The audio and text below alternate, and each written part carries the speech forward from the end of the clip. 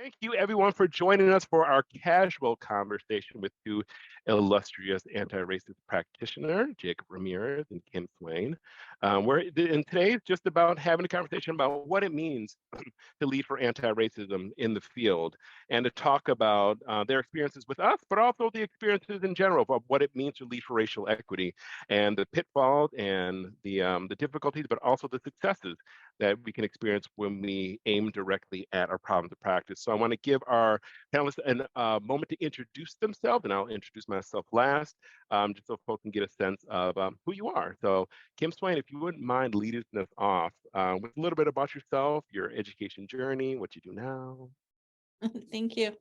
My name is Kim Swain, and I am the Assistant Superintendent for Teaching and Learning in the Sudbury Public Schools here in Massachusetts. And I see some of my colleagues on, so give me a call and we can talk more.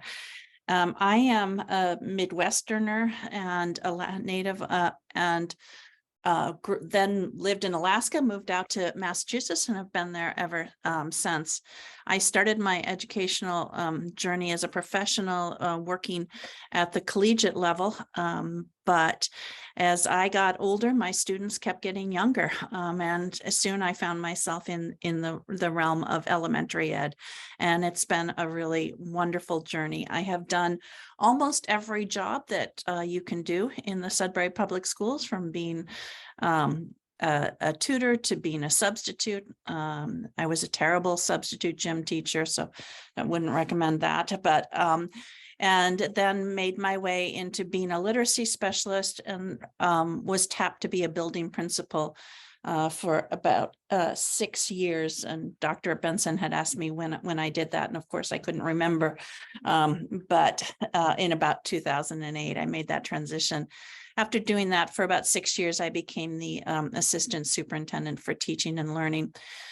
So, you know, in some ways, this was a journey that was evolving, and I really appreciate the fact that I am in a system that is a learning system, and it allowed me to grow in ways that I never could have predicted when I was 37, which is the number I chose, and started my journey in elementary and middle school ed. So that's sort of me as how I got here.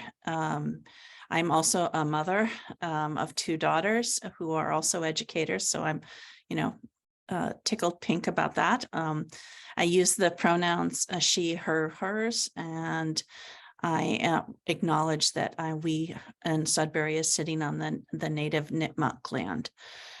So I'm here to answer any questions and hopefully share some of my journey with Dr. Benson and his esteemed colleagues. Wonderful, wonderful. Thank you for that introduction. Thank you so much, Kim. Jacob Ramirez, would you mind introducing yourself? Hi, everybody. I'm in California. I'm from California. If you've traveled anywhere around the state, then you know that right smack dab in the middle is the San Joaquin Valley, which is the farming community. It's sort of the place that my family sort of found themselves from being part of the Bracero labor camp, Mexican-American population. And so I sort of grew up there. I grew up in sort of the south side of Merced, which is my hometown. If you know the area, it's Fresno, Modesto. And I really came to education because of my mom, to be quite honest. My dad was a field worker, and my mom's very first job she got when I was in first grade as a teaching assistant. And so it just happened to be at my school. And so a lot of my after school activities were helping my mom to sort of do things around the classroom, laminating things, cutting things. And I think that was probably my very first sort of idea of what education could be, sort of this brand new, amazing school that was ahead of its time, really sort of accepting kids that have been traditionally marginalized. There was an air base really close by. And so Black kids, Hispanic kids, Southeast Asian kids were all part of our neighborhood. And so I think that's sort of like what really sort of planted that seed of being a part of education. From elementary school to high school, I kind of lost my way. We talk about the system of socialization. There was no clearly delineated pathway for my success. And so I kind of had to learn that along the way. But having said that, I found myself studying English and really sort of thinking about how I was going to give back to my community and pay that forward. My very first teaching job, I came back to my hometown, Merced, and I was not prepared. I was not prepared for all the things that first year teachers go through. And so I had remedial reading courses.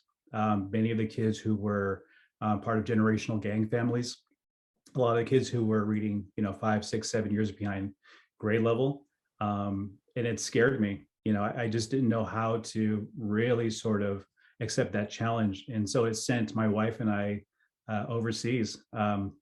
So we joined the Peace Corps. We served as teachers in China for 2 years, came back to the States, and we were a little older, in our older 20s. I'm now 43. And we sort of started to figure out kind of what our place was in public school education. Just sort of figuring out who we were and how we wanted to serve, in particular in California, the Hispanic community. And so a lot of my work has been dedicated to not only our wider community, but in particular where I am in Northern California right now, our school population is about 68% Hispanic, Latino, Latinx. And so right now, my wife and I live here. I have 2 kids. My daughter is 15, my son is 13, so life is busy. I'm also studying for my PhD in creative writing. And so everybody asks, creative writing PhD, what the heck are you going to do with that? And so I have my own writing going on, but also, I think my life's mission, I think part of, working with Dr. Benson was just something was meant to be for me. And that was maybe possibly writing curriculum that looks at BIPOC authors, that gives kids who haven't seen themselves in literature an opportunity to voice who they are and find the value in themselves. We just haven't had those opportunities largely in the history of American education. So that's who I am. I've been in education for 20 years. In the last 2 years, I've served as an instructional coach. So it's sort of my job to really sort of help brand new teachers, be more equitable in their practice and be more dynamic in the classroom. So that's me. Wonderful. Thank you both for such great and textured introductions. And I hope those who are on the call can hear yourself in the stories of how folks came to be in the positions they are now, where our paths have gone, and how it led us to sort of leading in our capacity. As for me, I'm the founder of the Anti-Racist Leadership Institute, and I created it out of a sense of frustration. I was always seeking an answer, as a fourth grade teacher in Houston, Texas, and then as an AP in Western Massachusetts, and as well as a principal, with addressing perennial problems within school districts that folks often know that they've been around for 5, 10, 15, 20 years, about the supposed achievement gap, and how we can never really seem to get our head around how to address it in a proactive way, right? That we're all, I find that as an administrator myself, that we were accustomed to describing the problem and bringing in professional development and making forays at writing statements and making commitments to doing better, but never actually realizing the goal of eliminate and eradicating the oppression in our schools. And so as a principal, I didn't have the opportunity to find the answer, and so and find anything that was different in terms of professional development. And so the birthplace of the Institute was trying to bring something forward that was different, something that was more involved, that aimed specifically at eradicating problems and gave leaders the opportunity to be introspective about our leadership journey, to understand how to unleash our power as anti-racist leaders and get out from behind the fear. And so as a practitioner, like when you said, Jacob, 20 years, like, oh my gosh, yes, it's been that long. It's been 22 years. It's been 22 years in doing this work. And I think the work never gets easier. And so I want to thank you all who are on the call for being here. And whatever your position is, you are in the right position to make a change. If the direction that you're going is still finding frustration and not finding the right answer to a partner, like, I think that we have something that's different, and that could hopefully, in today's conversation, is hopefully giving you some insight into how we do things here, and hopefully maybe what positive things have done in the district that we're talking with. And so, Jacob, I'm going to lead off with the first question for you. Is and again, honestly, what brought you to the Institute in the first place, and what concerns did you have about doing anti-racist work? So our then superintendent, who's no longer with us, she signed us up. And I think it was August. So like, the week before, I'm on a 190-day contract. So the week before our regular teachers come back, they said, we're going to this training. So we went down to, we went down to the meeting place, the district office, and there was Dr. Benson. And so I think immediately I sort of knew that it was going to be different. And I think if you've gone through the Institute, Dr. Benson gives you the TAME framework. And so, I mean, we've probably written SMART goals for the last, I don't know how many years, but all of a sudden I saw that, and I knew it from when he started. He was breaking us up into conversation groups, and he was doing numbered hits, and he was doing this. And I'm like, okay, this man is taught somewhere. This is not just a regular presenter, right? This man is used to organizing folks, right? So I just think like the way he started, I knew that it was going to be different. But looking at the TAME framework specifically, and I think we've gone through a myriad of different trainings, and we have like, we're all excited, and we have like that sort of like honeymoon phase of like, we're going to change the world with this binder and these PowerPoint notes, and we're just going to do it, right? And then somewhere in teaching on a regular basis, those hopes and dreams sort of subside, right?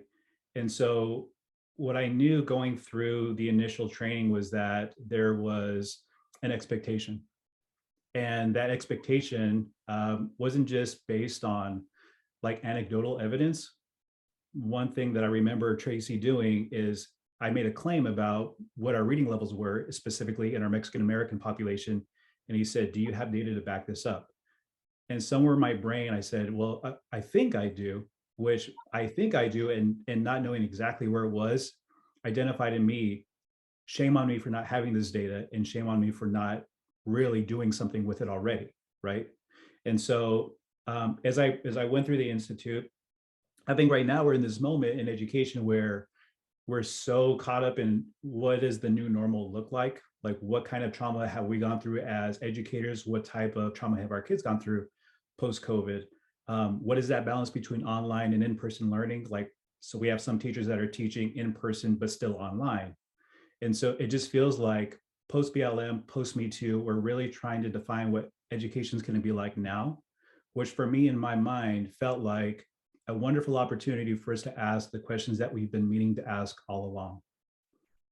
And that was like, what does equity really look like in our school system? Like what are the reasons why some of our kids who are brown or Black, why are they not meeting like higher expectations? Like what are our expectations? And so I think bringing that back to staff and thinking about so many of the conversations that I had with my own personal coach under Dr. Benson, Dr. DeJuan Wilson, I would come to my coach and ask, like, how do I have this conversation? And he would quite honestly always tell me, you start with the data. If the data isn't enough, then there's another conversation that you need to have. And so I just think that looking to like that third point of perspective, like, let's look at the data. What can we do to build in more equity and more like more of a dynamic education for our kids, and like, what are our expectations? And so I think that that's what's really led me to just really fall in love with this work. Like, it's not just education work, like this is life work, right? We're giving kids an equitable shot at a future, right? Instead of just pretending like these problems just exist. They come from somewhere, but it's up to us to have that responsibility to do something about it. Thank you for that. And that's what we're all about, is like, we have an idea of the problem. So what is the problem exactly? How do we understand the problem definitively so we can put a finger on it? We can create goals. And so we're laser like in our focus and realize these aren't things of natural occurrence. They're designed, and they can be redesigned. Thank you. Kim, what brought you to the Institute, and what concerns did you have about doing anti-racist work? So as Dr. Benson knows, I'm sometimes that person that is getting in the way of the work, because one of my big jobs is to do PD. And this, I had felt like, as Jacob had mentioned, that we would have the conversation, we would get some capacity building, and then people would get distracted. And so when I was tasked in my role, both as someone who's organizing the learning for the district, but also tasked with finding an organization that we could partner with in an equity audit, I was very concerned about doing something that was simply performative. That I sort of checked the box. Okay, I got the audit done. School committee has it in their pocket. Moving on. And then I would have, it would have felt like some of the other compliance tasks that public schools do without really resulting in deep change. So when looking for different organizations to partner with, I was really intrigued by the model that the Benson group has, where they're not only starting with that rationale of what is the data telling us, but they're helping you to refine the way that you look at data, the way you collect data, the routines that you use for that. And they're producing something that is very precise and actionable, but it doesn't just stop there. Then there is the Anti-Racist Leadership Institute, which I think was absolutely essential to start with our thought leaders and the people in the district who are responsible for supporting teachers, you know, to really commit to this work and to build the capacity to do the work, because I was feeling frustrated that this work seemed to be my work and only my work, and I was being ineffective at it. And so hence that my comment around being performative, like it lives there. You're either but I'm not moving the needle at all. Our kids are still not having a fully equitable experience in the Sudbury Public Schools.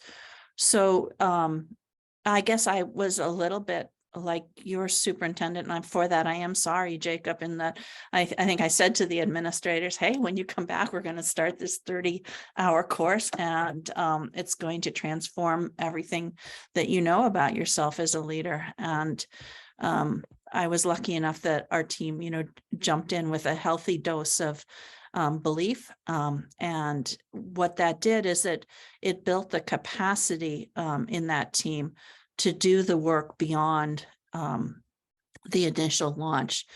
And I think what I didn't anticipate was how much the work in the course and then the subsequent coaching, I had Dr. Crystal, would change my practice and my feelings about how to do the work.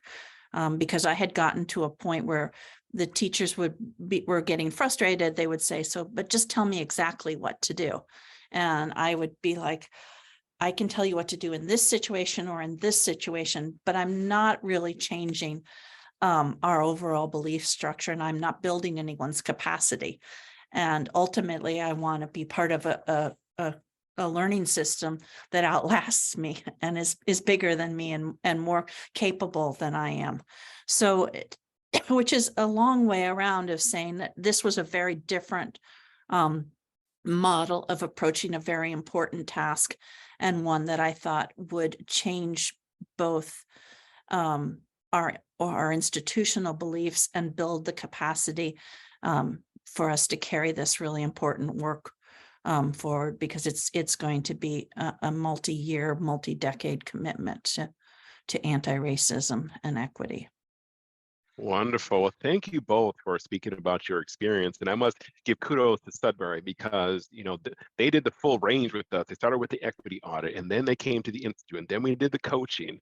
And then at one particular school, we did the embedded practice and data infrastructure. That's still a work in progress, but I think the intent on coming in was to really focus in on these issues. And I think they've taken a turn to creating an infrastructure and understanding how to have these conversations in very profound ways to not end up just checking the box, right? And if you're listening and you're finding that there's a number of different consultants that come in, we constantly check the box, and you're losing steam, you're losing momentum.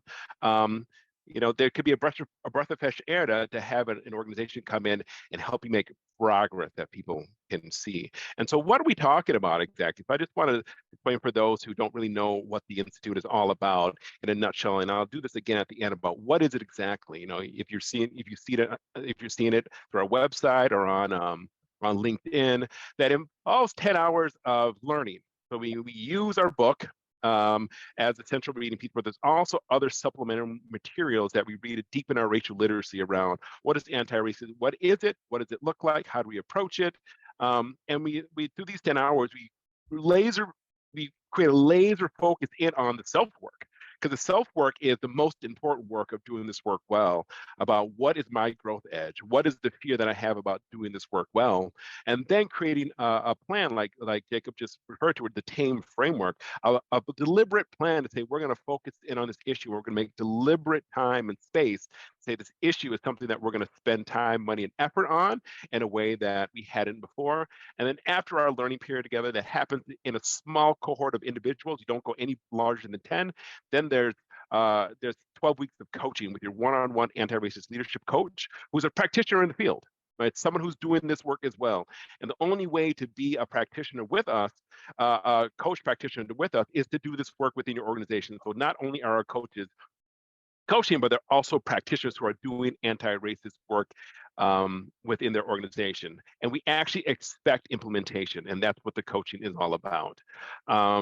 We also have custom institutes for larger organizations. So sometimes we have an entire district that wants to work with us. We're like, fantastic, let's do this, right? And let's create a plan for your district to realize solutions to these perennial problems. And what we have coming up as far as current offerings are summer intensives. And the summer intensives, we know that leaders don't have a lot of time during the school year. So that's why we offer summer intensives. And what that means is we engage in the 10 hours of learning over the course of 1 week. 2 hours a day, along with an hour of sort of work after our 2 hours virtual time together.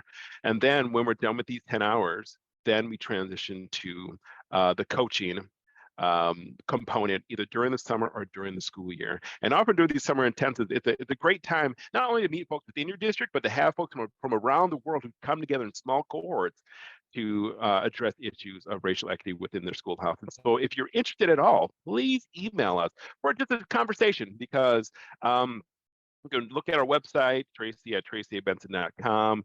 You can look at our antiracist.institute.com to look at our upcoming trainings and see some of our literature. But also, it's good to have a conversation. If you're considering what you have right now is not really working for you, we want to be a solution in a way forward. And so this is another time to give away another one of our signed copies. And so what I'm going to ask Jacob to do is in the chat box. And so I'll tell you all when to start, and I'll tell you when it's ended, because I think someone hit the number last time, and folks kept continuing with putting, which you can, but so Jacob, what I want you to do is give me a letter from A to Z. We're going to change it up, a letter from A to Z, and put that in the chat box, and I'm going to open it as the, okay, let's see. All right, let's go. I see, okay, S, no, N, no, close. C, K, very close. J is close. Got L, got E, Q, R, E.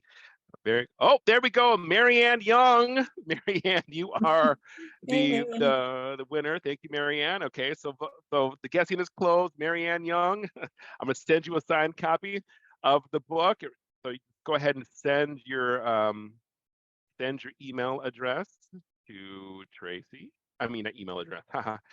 Wherever you would like the book mailed to Tracey at traceabenson.com. Marianne Young, you are the recipient of the next book. We have one more to give away near the end of our time together. And also the chat box is open. If you have any questions at any point in time for myself or the panelists, feel free to put it in the chat box, and we will pause to answer your question. And so it's around 1:30. We have around 28 minutes left. And so the next question is for you, Kim. So what was your specific, from your level, right, as assistant superintendent, what was your student-centered problem of practice? Like, what did you choose to focus your time and energy on as your problem of practice? So one thing that's unique about our suburban district is that while we are primarily a district made up of white educators and white students, we do have some students of color that are residents of Sudbury, but we also are a district that partners with Boston, and we have a number of students from Boston who are students of color who join our district and our Sudbury students. And so my problem of practice was that the educational outcomes for these students were disproportionately unfavorable as opposed to, and when compared to those of resident students. And that went across metrics, special education referral rates, state testing scores, district assessment data. And a piece that was particularly worrisome to me, because I feel, having a safe and welcoming environment is foundational to being able to learn. Our connectedness data, our peer-to-peer and peer adult, was disproportionately unfavorable for those students who are coming to us from Boston. And then, as a tangent to that, I needed to make a goal both for the students and for how we would embrace the families as part of our community, because I felt like that was being left out of our dialogue. So my goal was, quite simple, that the educational outcomes for students from Boston would be commensurate for those of their resident students, and that families from Boston will express commensurate levels of feeling welcome, safe, respected, and being an integral part of their students' learning experience. So it took me a few iterations to get there, because I think Dr. Benson pretty much called me on it, as I am the cookie monster, so to speak, in that I want to eat all the cookies at once, meaning like if I see a problem and I just gobble them all up myself, I can make the problem go away. And so my attempts to solving this in the past had really been much more focused on changing only within my locus of control. And so he encouraged me to be more generous in sharing the cookies, which is a way of saying empower and build the capacity of the team to address this perennial problem. Wonderful. Thank you. Thank you for that. And I'm going to come back to you next about your ITC work, your sort of your self-work, right after Jacob answers the question. So what did you focus? I think you mentioned it before. And what did you focus in on, Jacob? And what has been your progress today? Because it's been a while. It's been a while since It has been a while. So for me, because I think part of my own story, I struggled with literacy as a kid. And so much of who I saw in my friend groups growing up, I see in our students here. And so it's just part of my story that a lot of my friends didn't make it. They didn't survive. And so really, I think a part of really choosing a focus, which was basically our Latinx male population in literacy. And right now in our district, only 1 out of 5 students is reading at or is reading at or above grade level. And so really that idea of literacy as a civil right and a pathway to liberation really sort of hit me hard, because also in our school district, 90% of our suspensions who are students who have been suspended for 2 or more days, 90% are Latinx boys. So that intersectionality of how kids are occupying space and what space is being afforded to them, what does that look like in literacy? What kind of authentic engagement is happening in classrooms? Are kids being given equitable practice in terms of literacy? And so with the grand scope of literacy, we really looked at more specifically and more recently, our newcomer population. I know that we do have like a heralded teacher on staff who's been teaching for 30 years. She didn't know what precisely was on our LPAC test, which is our English language proficiency test. So for me, how in the world has a heralded teacher taught students about a test? I had no idea about the test over the last 30 years, Like, so really sort of like unpacking like what is that pipeline that we ourselves are creating for students, because once they get to high school in our district, they're double blocked between English language support and also their English class. But we also find that they don't have access because they can't read to the level of the curriculum. And so like, what are we doing to disrupt that system? So most recently, like I have my notes here, sorry. But I think a part of that, and what Kim was saying too, was sharing that workload. My coach, Tawan, he says, you're not interested in doing the invisible work, which is his way of saying like sharing that workload, like building capacity and value in educators so that they can share the vision and they share that responsibility. So one of the things that we did, which I'm super proud of, I'm incredibly proud of, is that we started a test preparation course for our newcomers so that they can pass that test, and gave them really special one-on-one sort of attention for reading, writing, listening, and speaking. We also turned our campus into a bilingual campus with high frequency vocabulary. So in every classroom, every single week, there is a high frequency vocab word in English and Spanish. So it's sort of dismantling that idea that access in academia is only in English. So we're broadening it to incorporate Spanish as well. We didn't have a newcomer EL curriculum. We bought one, we trained teachers. So now the kids that were quiet with nothing to do in the back of a classroom now have a scoped and sequenced curriculum that is specifically for them, that gets them on the pathway to catching up and bridging that achievement gap. Other things that we've done, we've sort of dismantled the idea that like reading by speed is the metric for really good reading for. And so we at our campus, we also introduced through vertical alignment and articulation, close reading strategies for all of our students. So getting kids to talk about deeply engaging texts by teaching them how to close read and annotate, and inviting them into really rich and authentic conversations. And so all of those things, and even for some of those teachers that I've modeled that for, like, what does close reading look like? What does Socratic look like when you haven't had a ton of preparation time? What do those authentic conversations look like? When you do that for teachers, it also embridles them too. So all of a sudden, when they thought they needed a worksheet, don't necessarily need a worksheet. You need something that's highly engaging. You need to give students the license to be able to participate, engage in something that's high level, that's authentic, and also ask, listen, give them opportunities to be able to share their opinions. And so those are just some of the things that we've done, and it feels like a different campus.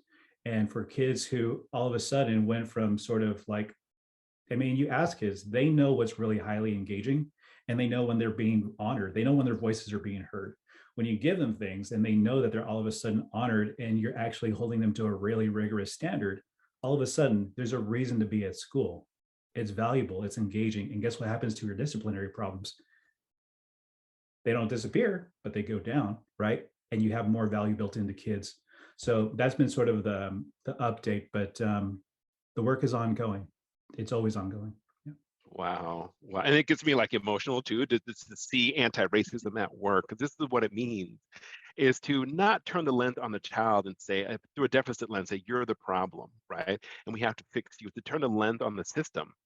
And the system is not providing what is necessary for these kids who are disenfranchised. We are disenfranchising them by coming into our organization, the institution. And so thank you so much for that explanation around what you're doing and how you change the system to be to better serve these students so they can achieve instead of disenfranchising them. Thank you so much for that. All right, so on to the self-work, and you can share as much as you're comfortable with, right? Because the self-work is the more personal work, but I think it's essential. And the book just comes through because I want to share this with everyone if you want to pick it up, because I've been to their training sessions that I'm a coach around immunity to change, but it's written by Bob Keegan, who was my professor, and Lisa Leahy, who was my coach. And I bought into this model a number of years ago around anti-racism, my own anti-racist journey, and it fundamentally changed who I was. Because at one point in time, I felt like I was the answer. And I had to go out and change other people because they're wrong and I'm right. So if you just think more like me, be more like me, be more anti-racist, then the world would be a better place. And what I learned from that, what I learned from Lisa specifically, is that's the definition of closed-mindedness. Right? You're never going to solve anti-racism with being closed-minded.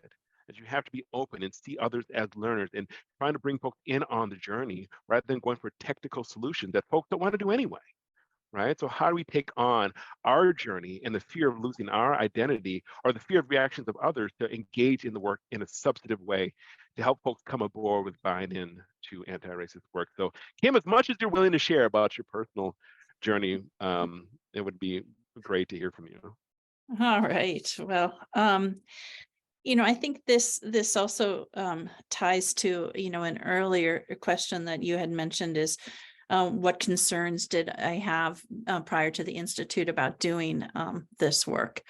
And, I would say that, part of my concern was like, do I have the right to do this work in some ways? I'm an older white woman who obviously has enjoyed privileges that are apparent and some that I didn't even recognize. So, what is it how can I be an effective advocate? And so, just sort of naming that and seeing where those feelings and behaviors intersect with the ITC work. I had read the book prior to going to the Institute, but it was really being coached through with my coach that sort of turned the light on some of my blind sides. And so I'll try and be as honest as I can. Is when you're asked to sort of look at what are you doing and what you're not doing, I could see that I was incredibly conflict averse. And I was wanting to make people feel safe and to make, in a kind of a protection sort of way, which was not getting in the way of shining the clear light, and also not putting enough pressure on people to be able to grow and change. And I'll give a really specific example of this. It wasn't the first time in my career, and it probably won't be the last time, but I was working with a family and they were unhappy with some of the things that were happening. And the family said to me, you're a racist. And in the past, I would have gone into recovery mode to sort of protect my ego and my space and my dignity and say, why do you think that? That's not true, or no, I'm not. See, I did this and this. But instead to sort of just pause and say, okay, I hear you saying that. So I really want to understand your perspective so that I can be a better partner. And just sort of like taking those walls down and being more vulnerable allowed us to have the conversation and gave me the space to sort of look at it from a different perspective. And I think that, so, that work of like thinking that I need to make everything, smooth and nice and safe was really something that I needed to blow up. And to make space for productive and hard dialogue. And it's funny, towards the end of the coaching session, when I was working with my coach, we were talking about a different issue that wasn't particularly directed right to my TAME goal. And she said, do you see that you're doing that kind of saviorism behavior in this realm too? And I was like, oh, you're right. I am gathering up all of these little problems and trying to solve them for people when I could be empowering them to solve them, which is how the problems aren't going to come up in the first place. So I found it a really profound experience as a professional within the context of the anti-racist work we were doing and within the context of being a building and district leader. Wonderful. Yes. And the ITC work, it sort of extends to so many different aspects of our life. We think it's just in our leadership. And it worked for me as well. Like it didn't grow in a straight line. It grew like a tree. When you're out from behind that firewall of fear, you see the other side and the world didn't end. right? It wasn't the big scary outcome we thought it would be. Like things are different. We begin to think differently. And so that's the heartbeat of what we do and why we use an adaptive approach instead of going to the technical, check the box. We did this. No, it's real leadership development with anti-racism at the core. Jacob, so as much as you're willing to share. As I mentioned earlier, I think that so much of me being part of the Institute was in lots of ways meant to be. And I know that sounds corny, but I was already sort of on this trajectory with my own personal writing because, coming from the Latinx population, we're really trying to piece out exactly like who we are, right? How much of that inheritance ancestrally is Native and, European, and my kids are biracial, and, all of those issues that come with dual identity and dual consciousness. And so I found that during the course of this experience, as the sole Latinx voice in many of leadership meetings, you often, I think, if you're a person of the BIPOC community, you're often looking around and wondering if other people who happen to be white are having the same thoughts that you're having. And there's always a moment where you're like, damn, like, should I say something or not? And there's a great fear that can swallow you. And so I think after the very first meeting that we actually had a conversation about, like, what are some of those microaggressions, or what are some of those moments that you've had in your personal experience that sort of inform why you want to persist with this work, right? Why you want to subscribe to this work. And so one thing that I found is that with my meetings, Dr. Tawan Wilson was waiting on if I had delivered on our agreement.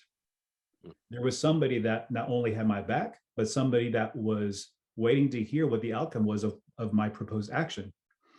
And so I think that underlying and anchoring idea that somebody was not only encouraging me, but we knew that with the talk about, the systems of socialization, so many things became clearer to me, and it became a sort of a paradigm shift for me, and that it wasn't that I was occupying other people's space.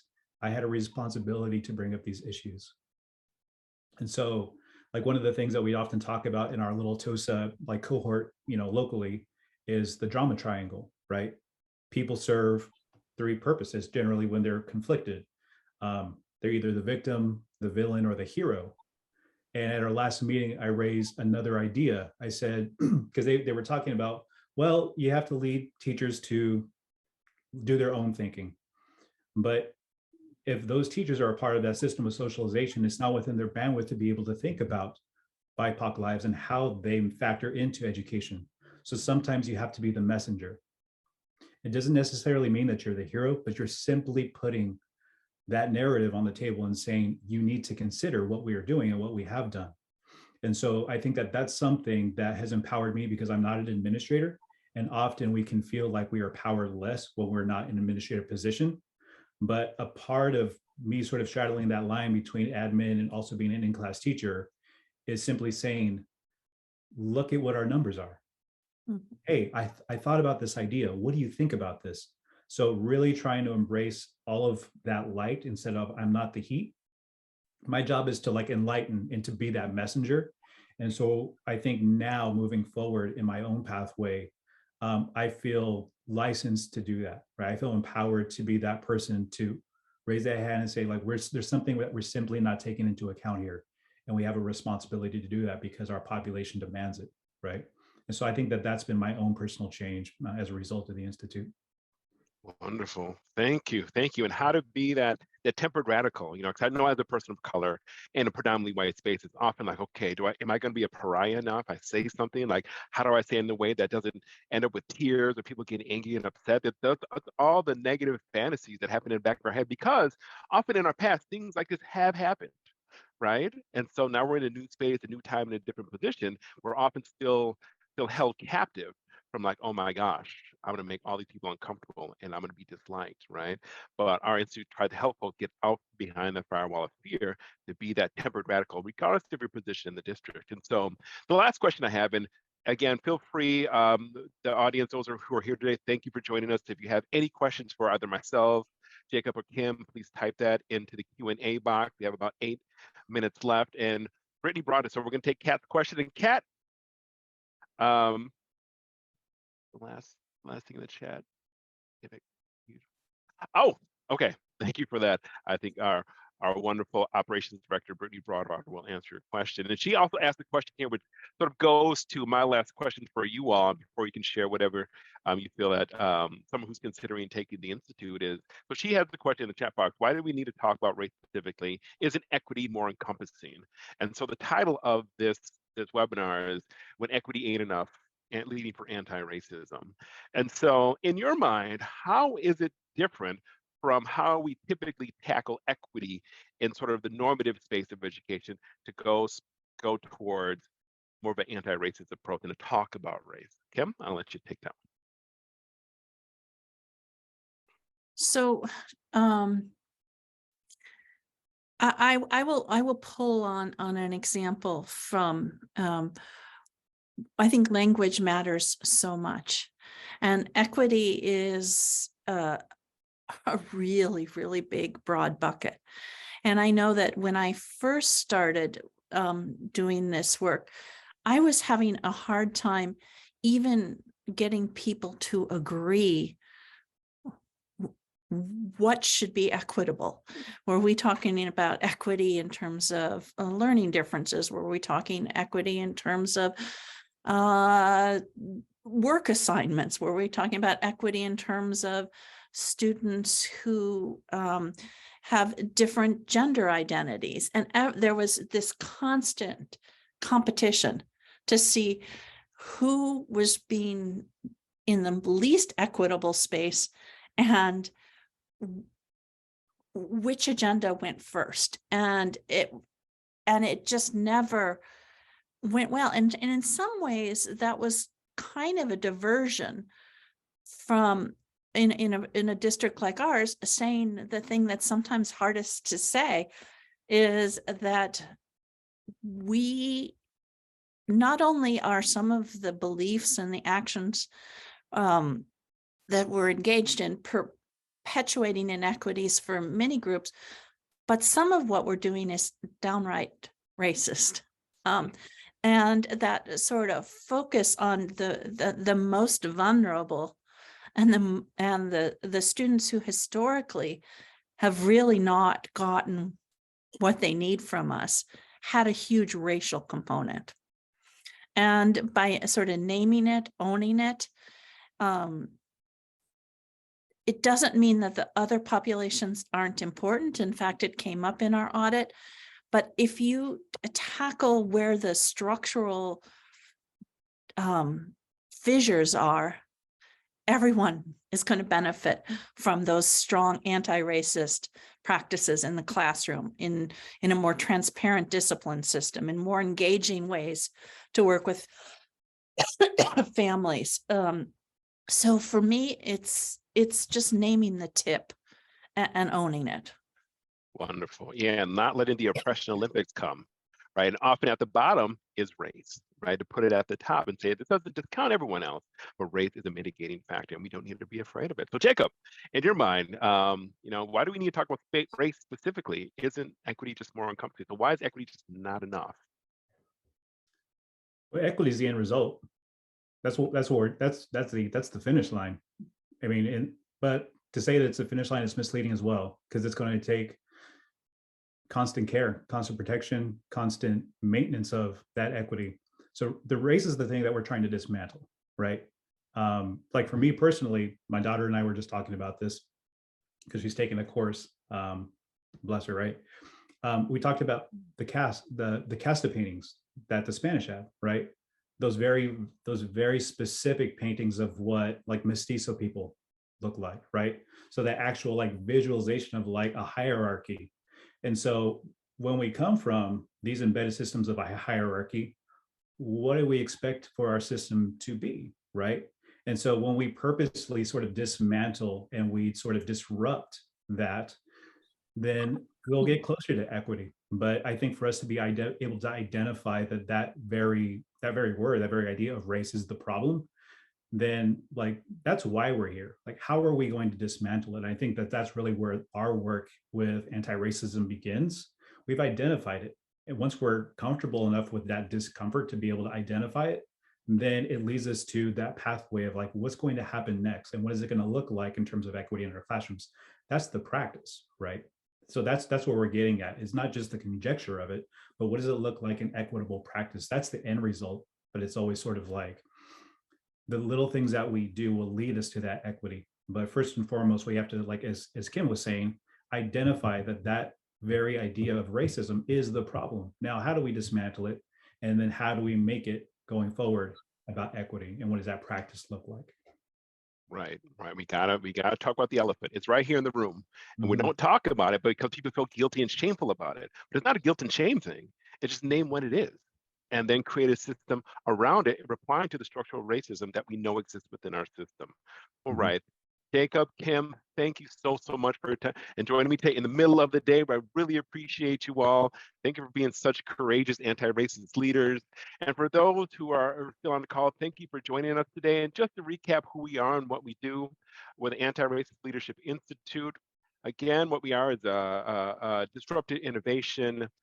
We have a 10-hour masterclass over the course of 5 days, 2 hours a day, for individuals within a school system or for school systems as a whole. 10 hours of learning to increase our racial literacy, followed by six hours of, over the course of 12 weeks, 6 hours of one-on-one coaching with your anti-racist executive coach that helps you explore the pitfalls and overcome the barriers along the way to implementing anti-racist practices so you can actually implement something to make change. And what we have coming up is our intensives for our summer intensive, which take place over the course of 1 week in the month of June, Monday through Friday, 2 hours a day with 1 hour of post work for you and a colleague, bring someone, or we serve larger groups, but often we have folks that come in from around the world as leaders in education seeking to lead for racial equity. And of course, you can use professional development funds on things. So if you are interested, it's piqued your interest, you heard something that we talked about today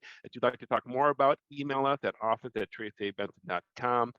Visit our website, fill out our contact form. We will call you, and also our website is available for you to peruse. Thank you for joining us today.